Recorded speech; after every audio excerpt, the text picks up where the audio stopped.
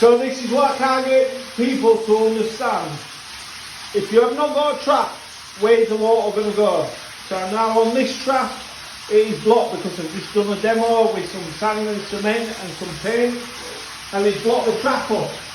So the water is filling up, as you can see, it's coming, and now it's going to run, and it's going to run outside the bathroom and then run off. So the only thing I'm going to do here now is I'm going to turn the water off, which like so.